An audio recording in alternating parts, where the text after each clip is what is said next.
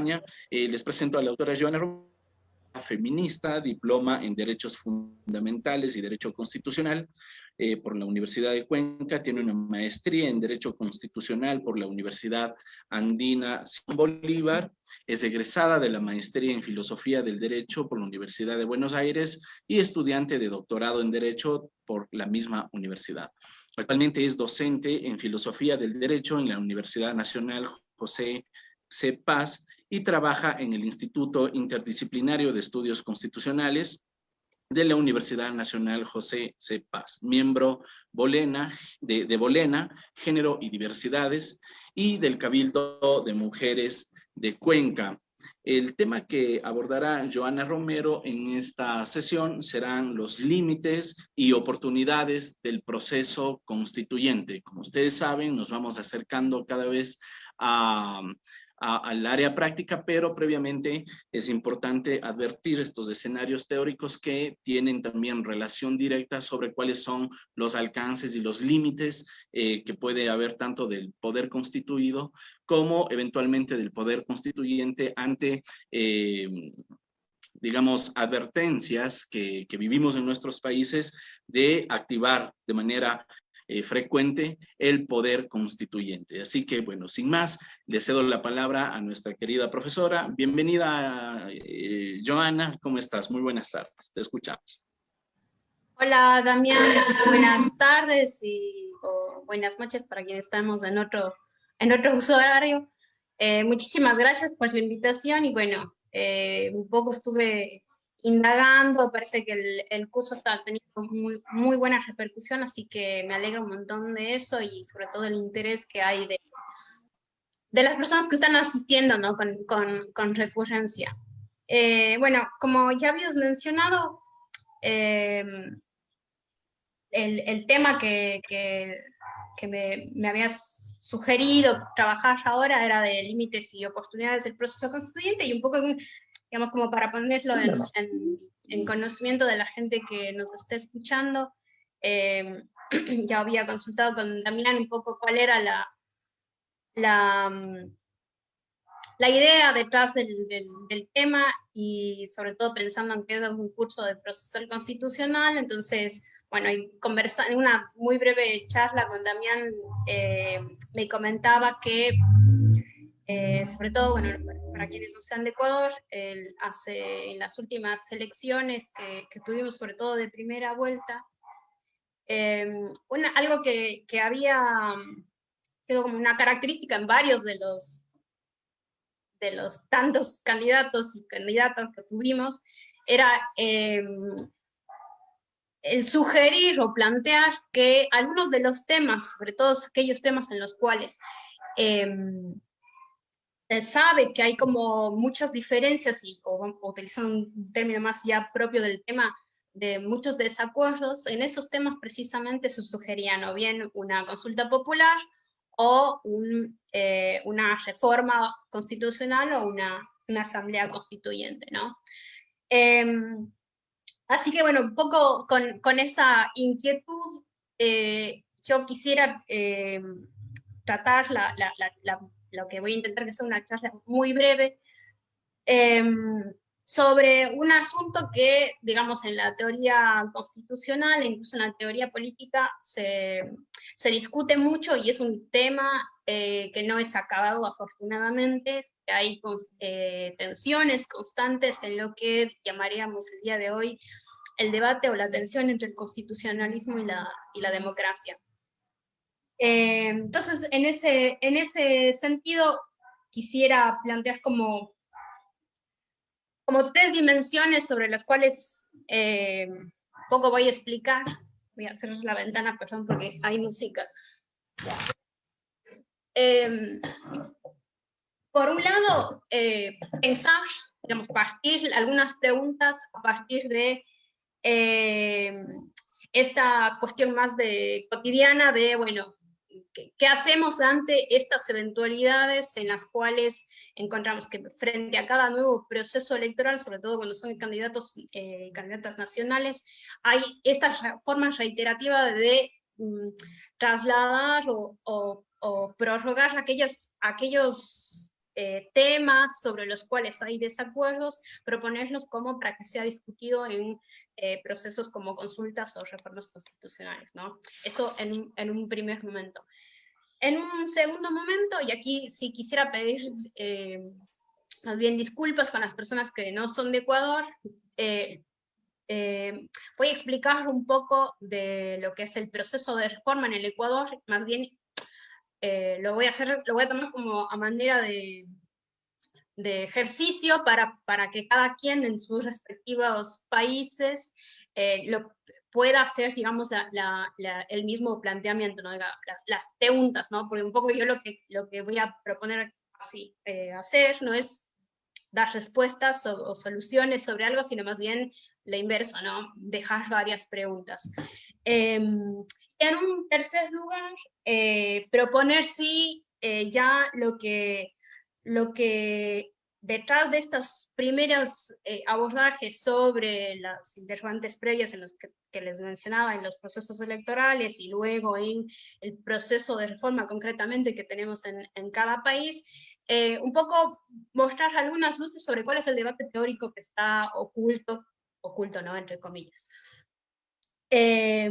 Así que bueno, un poco va a ser el esquema de diálogo, espero no perderme en eso y ser como muy clara en las ideas.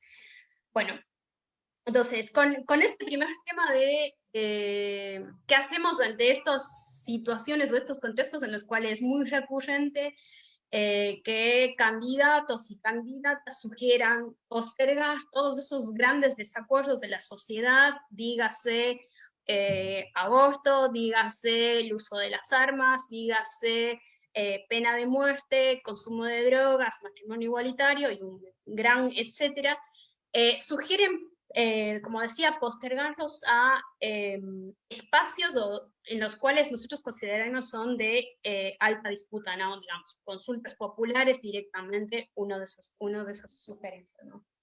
O reformas constitucionales. Ambos mecanismos, tanto la consulta como las reformas o asambleas constituyentes, implicarían que estos candidatos o candidatas están pensando en que está bueno que la población, la sociedad, discuta o decida directamente sobre estos asuntos sobre los cuales hay desacuerdo, ¿no? Eso quizás siendo muy ingenuos o ingenuas, uno diría, sí, bueno, los candidatos están pensando que nosotros somos las personas más idóneas para decidir estos aspectos, ¿no? Pero, digamos, yo creería que no hay que caer en la ingenuidad, sino que más bien, digamos, siempre termina siendo una estrategia muy política de prorrogar o no tomar una postura clara sobre precisamente esos temas, ¿no? En el caso ecuatoriano, por ejemplo, varios debates presidenciales se dieron en torno a, bueno, ¿qué vamos a hacer con la sentencia de la Corte Constitucional en la cual se aprobó el matrimonio igualitario? Entonces, varios candidatos dijeron, bueno, sobre ese tema vamos a consultar a la población. Sí, bueno, por más que quisiéramos pensar que hay una intención de creer que en la ciudadanía como el poder, digamos, soberano, máximo representante de la soberanía, es en esta sociedad en la cual hay que confiar las decisiones, bueno, creo que muchos de nosotros, y nosotros vamos a decir, bueno, en realidad no es eso, es simplemente un deseo de no tomar postura, ¿sí? Entonces eso como por un lado. Luego, otro punto que me parece importante mencionar, sobre todo porque es una respuesta muy frecuente, ¿no? Cuando nos dicen, bueno, sobre esto vamos a consultar a la sociedad, por ejemplo, vamos a consultar a la sociedad si está de acuerdo o no con el aborto, que es algo que es súper frecuente. La respuesta automática que se suele dar a esto, incluso desde sectores muy progresistas, es sobre los derechos no se consulta, ¿sí? Digamos, sin decir si esta respuesta es buena o mala, a mí me interesaría, digamos, indagar un poco más sobre esa respuesta, planteando cuando menos dos cosas, ¿no? Por un lado, si es que digamos, ¿qué implica esa respuesta, ¿no? Puede implicar, por un lado, una consideración más, digamos, quizás naturalista, en el sentido que dice, bueno, no se consulta porque todo lo que tiene que ver con lo que que corresponde a la naturaleza humana, los derechos que corresponden a los ciudadanos y ciudadanas por ser personas, no se pueden poner a disposición de una mayoría o un grupo de personas, ¿sí? Esa sería como la primera respuesta si uno quisiera indagar un poco en eso, ¿no? Decir, bueno, en la medida que yo tengo estos derechos por el hecho de ser persona, no hay posibilidad de que alguien me diga si los tengo o no, ¿sí? Esa sería una respuesta. Pero la otra respuesta, yo tiendo a pensar que las respuestas que se dan, digamos, la gente que tiende a responder los derechos no se consultan, un poco se dirigen hacia esta, digamos, hacia esta postura, es creer que los derechos no se consultan porque cuando consultamos, es decir, cuando depositamos esas decisiones en la mayoría, ponemos en peligro a las minorías, ¿sí? Entonces, esto que implica que detrás de esa pregunta, digamos, o más bien dicho, detrás de esa duda, lo que existe es en realidad un temor a las mayorías, porque esto como lo explica Gargarella, porque las mayorías son apasionadas, son irracionales y demás, entonces confiarlas de esas mayorías siempre es un peligro, ¿sí? Menciono esto porque más adelante cuando mencione el tema de reforma un poco se ve también nuevamente esto. Entonces, dicho esto, digamos, si es así, efectivamente, que no preguntamos o no consultamos sobre los derechos porque creemos que es un peligro siempre, digamos, que la mayoría esté decidiendo sobre mis derechos, bueno, la pregunta siguiente es, digamos, y esa es mi respuesta, ¿quién es entonces o quiénes son las personas que sí deberían decidir o a quienes sí podríamos consultar eso, ¿no? Y uno podría ahí aventurar o encontrar algunas respuestas y, bueno, ¿quiénes son las personas idóneas para eso? Por ejemplo, son un grupo de jueces, ¿sí? Bueno, si son un grupo de jueces las personas más indicadas para decidir eso, ¿por qué son los jueces o qué les da más legitimidad a esos jueces de decidir sobre unos derechos que la sociedad completa no lo tenga, ¿sí? Bueno, entonces un poco dejo más que nada interrogantes porque, bueno, en los debates en la teoría constitucional, como mencioné, es una tensión, es un debate que no se acaba y hay como siempre un ida y vuelta en estas discusiones. Eso en cuanto, digamos, al tema de, bueno, vamos a consultar, pero habíamos visto también que las otras formas de salirse un poco por la tangente de esos temas justamente en los cuales tenemos desacuerdo es plantear reformas constitucionales, y en esto es lo que quisiera como enfocarme un poco más. Sobre todo porque la pregunta de la charla de ahora sugiere, bueno, los límites y los retos de los procesos los límites y las oportunidades de los procesos constituyentes, ¿no? Y quisiera empezar con la segunda parte, es decir, con las oportunidades de los procesos constituyentes, es decir, si conviene realizar un nuevo proceso constituyente, bien sea de reforma o de nueva constitución, y si es que es bueno siempre o no, ¿sí? Porque eso me va a permitir volver hacia la segunda parte de decir, bueno, ¿cuáles son esos límites? ¿Sí? Entonces, yo propongo, como les decía, en este punto, que cada uno o cada una de ustedes pueda pensar en su propia experiencia del país de donde proviene. Yo lo voy a plantear en cómo es un poco la situación en el Ecuador, ¿sí? Un poco haciendo un rastreo histórico para poner un poco en evidencia lo que ha supuesto el cambio de, sobre todo la última constitución hacia la actual constitución, ¿no? En esto que yo un poco lo que encuentro es que, por ejemplo, a partir de la Constitución del 98, o sea, la Constitución del 2008, lo que sucedió en términos de procedimientos, de reformas de la Constitución, fue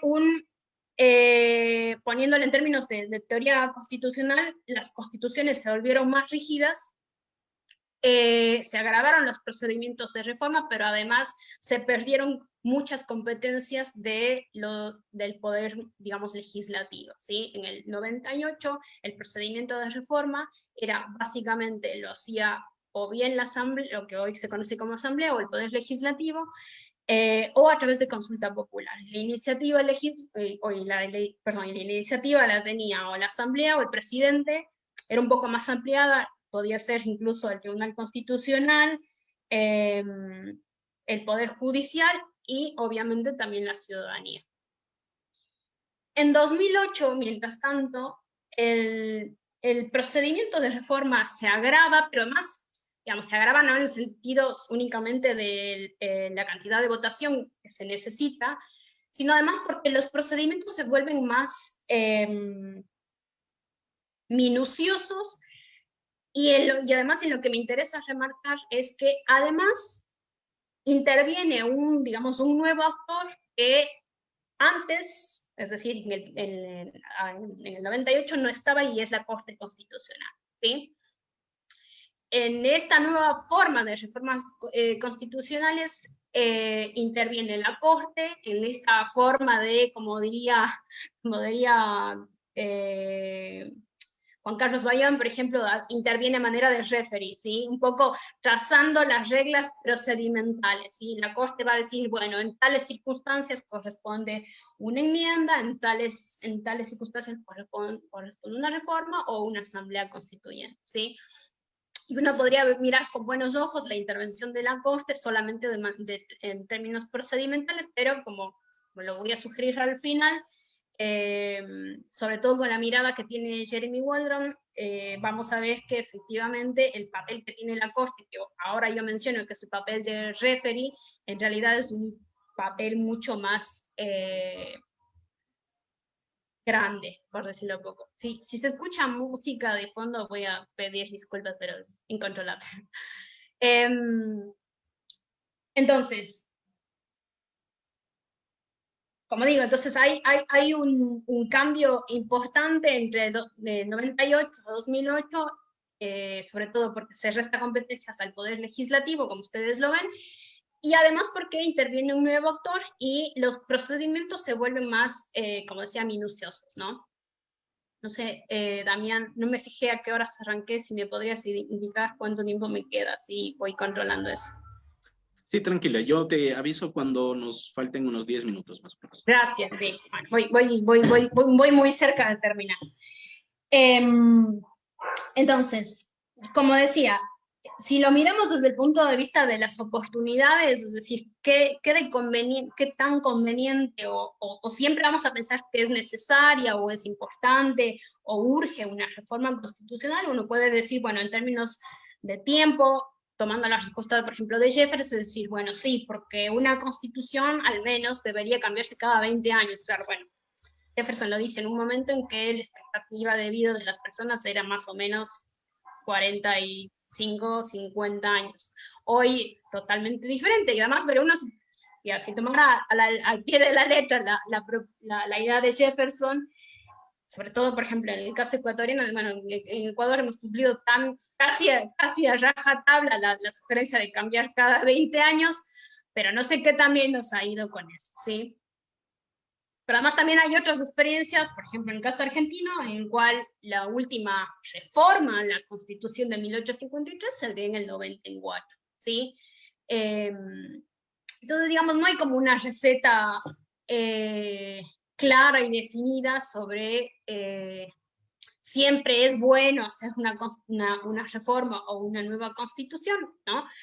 Pero además porque esta idea de que, bueno, que hagamos una nueva constitución o que reformemos la constitución, también lleva implícita la idea de que todo cambio evolutivo en el tiempo siempre, digamos, está como esta idea ilustrada del progreso, ¿no? Digamos, siempre los cambios siempre son para bien. Nunca estamos pensando que los cambios es para retroceder, ¿no? Entonces creo que también eso uno podría ponerlo acá en duda y decir, bueno, todo cambio que hacemos siempre ha sido para mejorar o no, ¿sí? E incluso más, por ejemplo, pensando en las últimas constituciones que tenemos en la región, concretamente en el caso ecuatoriano, en el que prácticamente tenemos un pliego tan extenso de derechos que uno se puede hacer la pregunta de decir, bueno, ¿qué más podemos incorporar a la Constitución? Yo creo que más que incorporarle, porque digamos, hay bastantes declaraciones de principios bastante amplias, lo que uno podría pensar, tomando esta idea de Gargarella, de la sala de marcha, decir, en realidad algo que podríamos restarle a la Constitución es justamente pensando en la parte orgánica, ¿no? Restar poderes, implementar ciertos límites, sobre todo pensando en el poder ejecutivo. Pero bueno, digamos, es como una idea para plantear. Y luego, digamos, en esta misma idea de las reformas, ¿cuál es el contexto adecuado en el cual hay que reformar una constitución?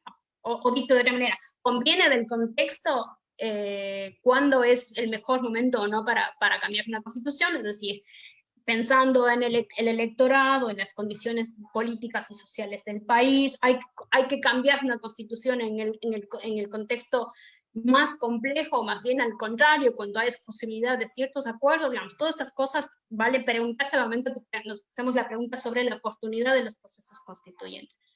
Una última pregunta que nos hacemos en esta sección es, bueno, si creemos o queremos seguir la idea de que todo nuevo proceso constituyente es positivo y es necesario y es bueno y es importante, ¿hay que pensar en límites o no? ¿Sí? Y esto me conduce a la segunda parte digamos, de lo que propone la charla sobre, bueno, cuáles son los límites de los procesos constituyentes, ¿sí? Entonces, dicho, digamos, este gran antesala de la idea, y creo que un poco con lo que han venido ya conversando en la semana con otros profesores y profesoras, creo que algo de esto ya ha surgido, ¿no? Esta idea de que cuando pensamos en los límites, si es que hay o no hay límites que impongan la Constitución, cuáles son esos límites, nos vuelve a esto que mencionaba en un inicio, ¿no? Que es las tensiones que existen entre el constitucionalismo y la democracia. Y que sobre todo en Latinoamérica hay un predominio, digamos, en esta tensión del constitucionalismo, ¿no? Entendiendo, digamos, habría muchas formas de entender el constitucionalismo, pero aquí, digamos, como para ser como muy sistemática, podríamos entender el constitucionalismo como pues, la supremacía de la Constitución, acompañada de un mecanismo de reforma agravada de la Constitución y además un amplio pliego de derechos, ¿sí? Y la idea esta del constitucionalismo es sobre todo propuesta bajo la idea de que es importante la Constitución porque es justamente el arma que nos permite protegernos de las mayorías irracionales y apasionadas, como se suele decir en son de broma, ¿sí? Entonces, digamos, este debate tan extenso en la teoría constitucional, cuando hablamos de procesos constituyentes, y en particular cuando hablamos de los límites de los procesos a las reformas en particular, nuevamente nos trae esta discusión y sobre todo nos trae esto que se conoce como el coto vedado, ¿sí? ¿Qué es esto del coto vedado? Como, digamos, para ponerlo de alguna manera así muy simple, es que es importante que toda constitución tenga un conjunto de derechos o principios sobre los cuales no es posible o no podemos modificar. Es decir, una vez que tenemos una constitución, digamos, una primera constitución o en sus reformas,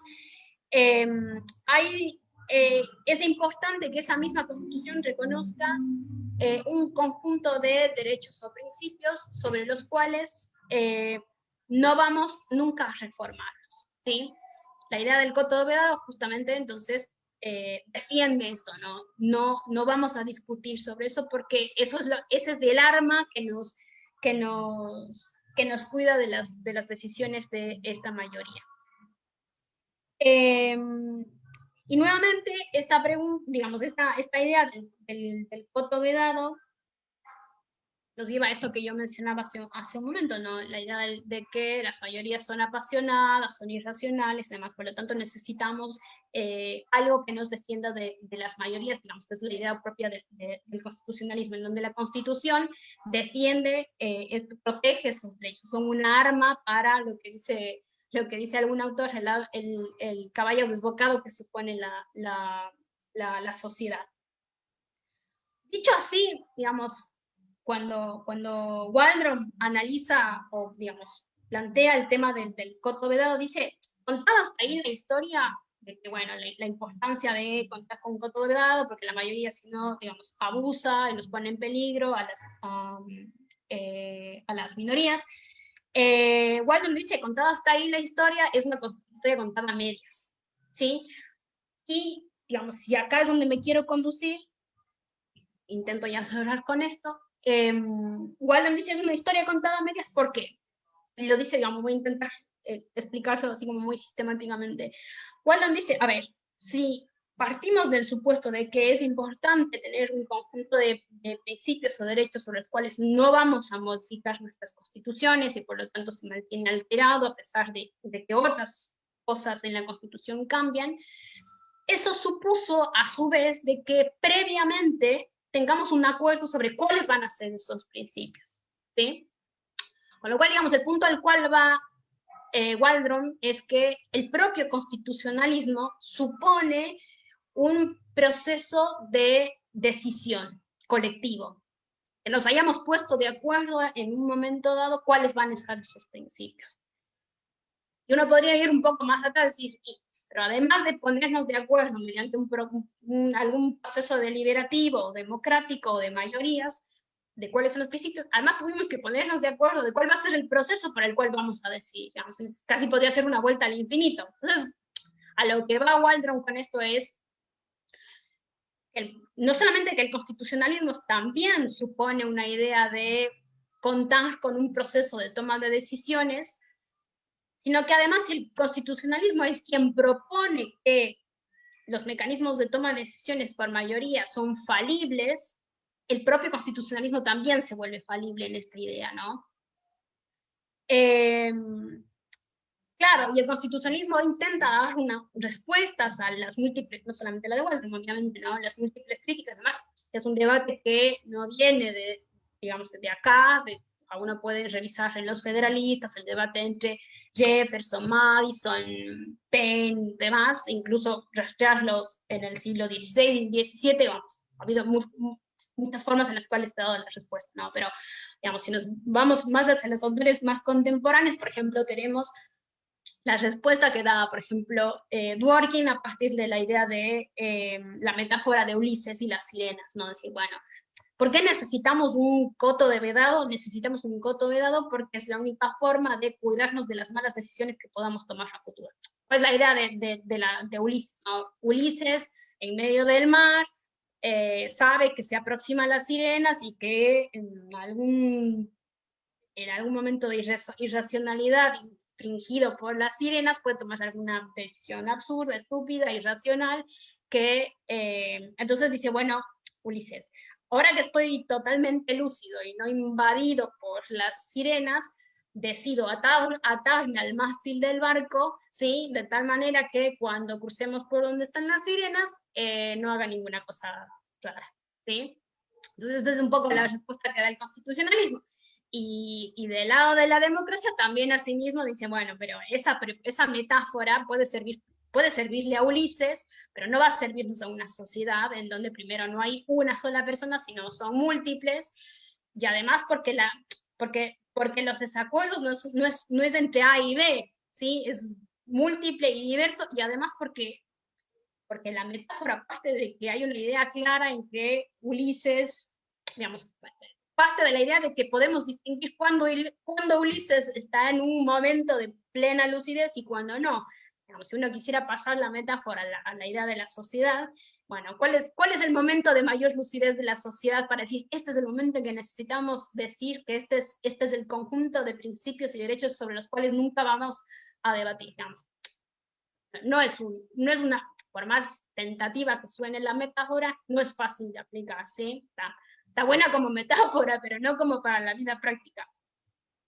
Entonces, lo que me interesa de la idea de Waldron, sobre esta idea de que incluso el propio constitucionalismo tiene un proceso democrático implícito al momento de decidir cuál es ese coto vedado, cierro con esta idea de, bueno, ¿qué es lo que tenemos en nuestros países? ¿No? Lo hago, como decía hace un momento, lo hago como una idea de ejercicio de pensar en cada uno de nuestros países. En el Ecuador, en donde, digamos, propongo analizar, surge la siguiente forma. Expliqué lo que teníamos antes, ¿no? En el 98. Y el cambio que se suscita. ¿Pero cuál es ese cambio? Interviene un nuevo actor, que es la Corte Constitucional. Pero además yo decía, el proceso se vuelve minucioso. ¿Por qué?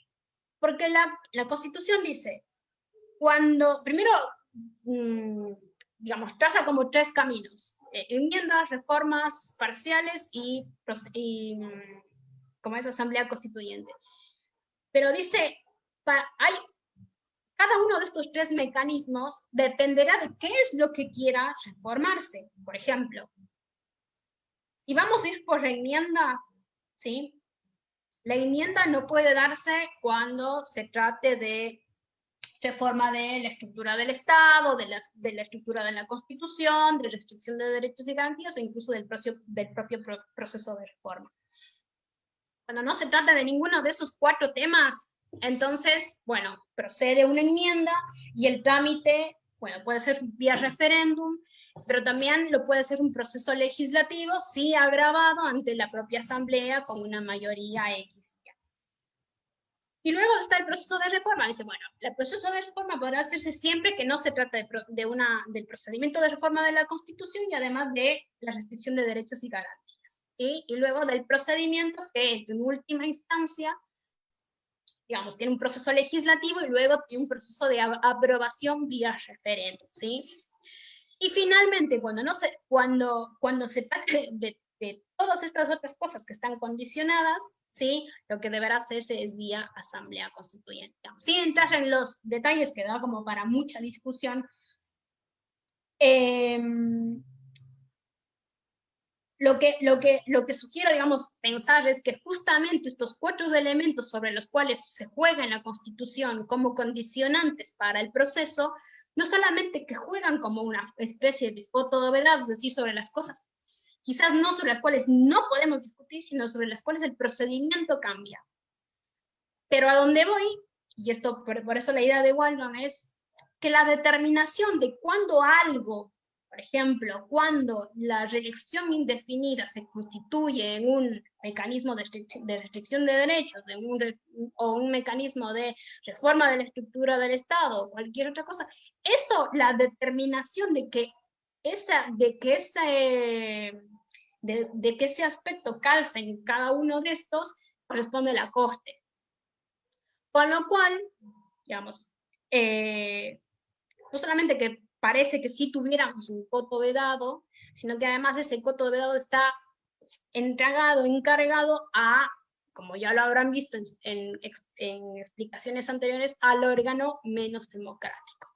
¿Sí? Digamos, la idea que intento exponer acá, espero haber sido un poco clara con la idea, es no solamente que en el caso ecuatoriano el paso del 98 al 98 supuso la incorporación de lo que podría ser una suerte de coto vedado, sino que la incorporación de este nuevo actor como la Corte Constitucional, que además es un órgano no, o al menos a mi punto de vista, no democrático o con escasa legitimidad democrática, supone que digamos, la pregunta, en la pregunta de Waldron, bueno, también es falible, ¿sí? Tenemos, a pesar de que hacemos un cambio con la intención de mejorar los procedimientos, no sé qué, tenemos un procedimiento que es falible. En última instancia, la Corte decide cuál es el mecanismo que vamos a hacer, cuál es el mecanismo que va a seguir, y además está encargado a este órgano no democrático, con lo cual, digamos, pareciera, por eso proponía la idea de esto de pensar lo del progreso, si efectivamente ese cambio del 98 al 2008 supone efectivamente, digamos, eso, ¿no? Hemos mejorado, hemos avanzado en términos democráticos, ¿sí?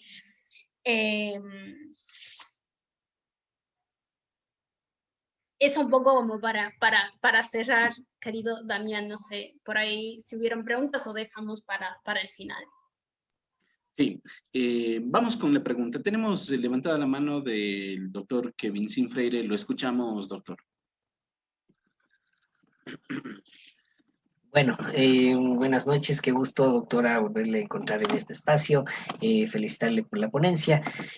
Bueno, aquí pues quería hacer como un comentario y también una pregunta, y es que en el caso, por ejemplo, de las minorías también habría que evaluar, podemos decir, ¿no? Que aquellos, bueno, la progresividad de derechos, pero siempre y cuando vaya esas minorías puedan hacer avances en lo que es la ética y la moral y las buenas costumbres, porque a veces también se dice desde los sectores, desde las sociedades, que las minorías quieren corromper, quieren pervertir, quieren dañar. Entonces, tal vez un poco, digamos, en ese sentido, ver cómo puede haber acuerdos y que pues se siga en el progreso los derechos, pero que siempre y cuando vaya conforme a los principios y la ética. Y yo le tenía una pregunta en este sentido. El doctor Salgado, el doctor pues, Hernán Salgado decía que la aspiración de él y de varios constitucionalistas es que la Constitución pueda durar unos 100 años, como pasa en México, por ejemplo. Y preguntarle desde ya su apreciación personal, ¿usted consideraría que esta Constitución del Ecuador, qué futuro tiene? ¿Podríamos alcanzar los 100 años de vigencia?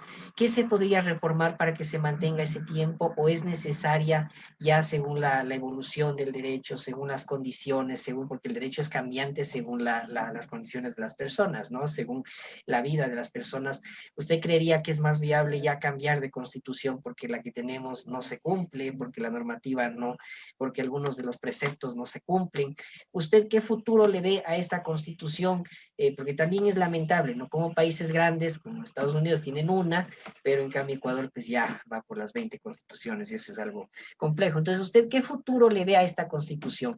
Sobre todo por estabilidad también, ¿no? Debemos seguir con esta Constitución y poder alcanzar esos 100 años que el doctor Salgado pues decía él que era su expectativa, o ya necesitaremos pues de aquí a unos 10, 15 años cambiar a otra Constitución.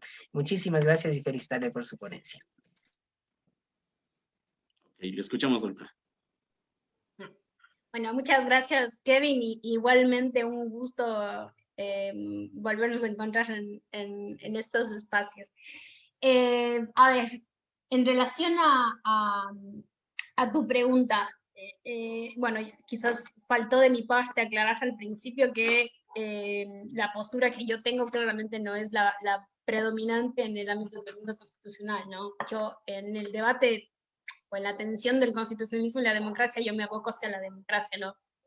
Disculpas por eso, porque eso fue la primera aclaración que debía haber hecho.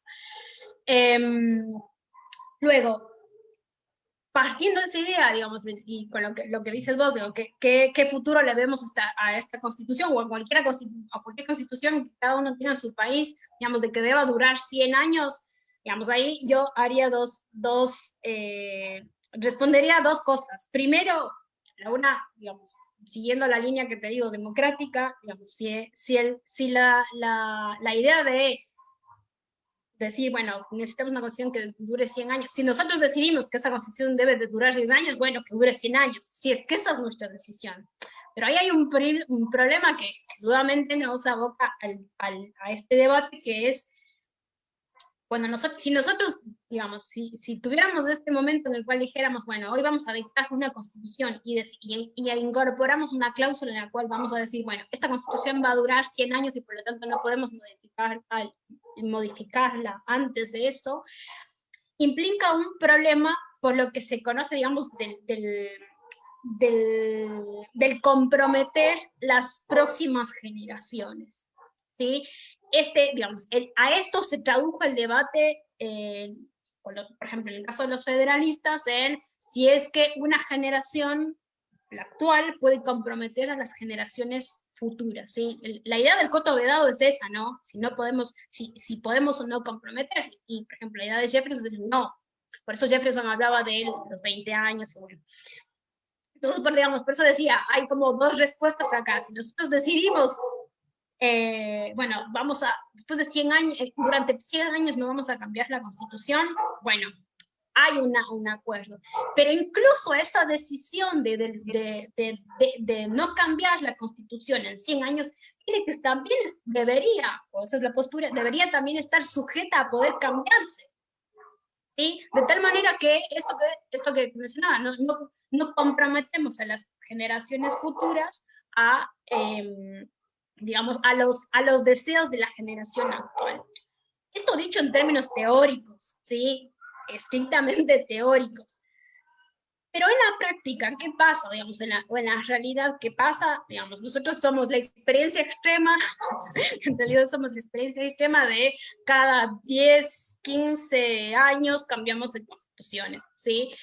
Uno podría decir, sí, la constitución que tenemos ahora es la mejor que hemos tenido, y hay mucha gente que no va a estar en desacuerdo. Yo puse el ejemplo concreto de lo que para mí fue un retroceso, el proceso de reforma, ¿no? El entregarle tanto poder a la Corte, reducirle poder al legislativo. Pero además, si vemos en cambio digamos, el otro lado de la moneda, del caso de los países en los cuales no cambia con tanta frecuencia, Estados Unidos, demás países, incluso, por ejemplo, como les comentaba hace un momento, Argentina, la última reforma es del 94, ¿sí? Pero en esos países no es que las constituciones no están cambiando, las constituciones están cambiando, pero están cambiando en otros lugares, están cambiando en los espacios judiciales. Y desde la línea de la que yo, como mencioné, desde la cual yo me posiciono, que es la de la democracia, y por lo tanto la crítica contramayoritaria a los poderes judiciales, para mí eso es un problema. O sea, digamos, teóricamente creo que hay un problema democrático para evitar hacer las reformas que quisiéramos hacer democráticamente. Bueno, vamos a darle ese papel a los jueces y que muten vía sentencias las constituciones, ¿sí? Entonces, digamos, un poco para ir cerrando la pregunta, no hay como una salida ideal, ¿sí? Si uno se quiere posicionar al medio, depende del lado del debate en el cual está, ¿sí? Por eso no hay salidas, como decía al principio, no hay soluciones definitivas. Gracias, Joana. Bueno, yo aprovecharía esta última parte que has referido sobre tu inclinación más hacia la cuestión democrática para la toma de decisiones. De alguna forma está contestado, ¿no? Al señalar que no hay fórmulas perfectas, pero sí quisiera conocer tu punto de vista en lo que respecta a si ciertos tribunales o ciertas composiciones de los tribunales que son de origen democrático, como el Tribunal Constitucional Plurinacional de Bolivia, efectivamente puede satisfacer esas expectativas democráticas, considerando, entre otras cosas, que eso puede comprometer la posición en buena medida política de los jueces. Muchísimas gracias también por la pregunta. Yo me acuerdo que hace un par de años le hice esa pregunta en una clase con Gagarela, y él me dijo algo que es la respuesta que te voy a dar, porque creo que esa es en parte la respuesta. Él decía, depende de qué entendemos por democracia. Si estamos entendiendo que la democracia es únicamente que alguien decida a través de nosotros, cuando uno decía, sí, lo que hicieron en Bolivia es como que el tope de las mejores soluciones.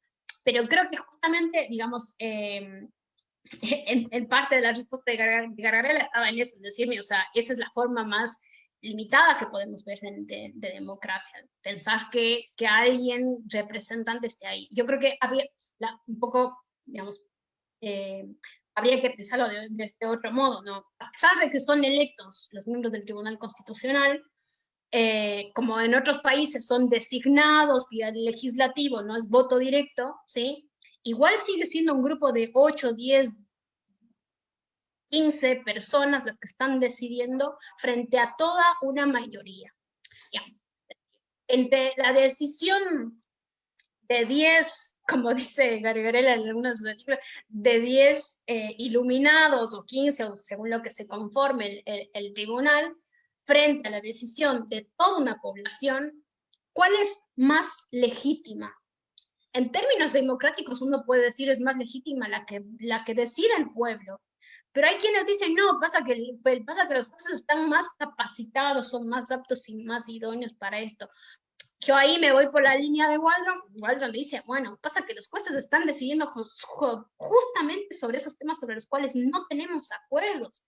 Entonces, en la medida que no tenemos acuerdos, lograr un acuerdo tiene que estar, digamos, la decisión de eso que puede ser un acuerdo incluso temporal, no tienen que ser acuerdos definitivos, tienen que estar en ese mismo espacio, digamos, no podemos delegarle a otra persona, precisamente porque no hay acuerdo, digamos. No es que los jueces van a encontrar la solución que nosotros no hemos encontrado, ¿no? Bueno, hasta ahí me podría extender más, pero digamos, con eso diría un poco lo. Perfecto, muchísimas gracias, Joana. No, es muy interesante lo que se plantea y esperamos justamente que a partir de estos postulados las personas que siguen estos cursos puedan también transmitirlos en sus aulas de clase, en sus sedes, digamos, de desarrollo social, de desarrollo político, porque son postulados que se mantienen vigentes, pero sobre todo que son útiles para seguir proponiendo, para seguir pensando en las formas adecuadas sobre cómo vamos desarrollando esas relaciones institucionales en un Estado que permita sobre todo el equilibrio de poderes y la tutela de los derechos fundamentales. Muchísimas gracias, Joana, por tu participación y bueno, pues esperamos que sea la primera de varias. Muchas gracias a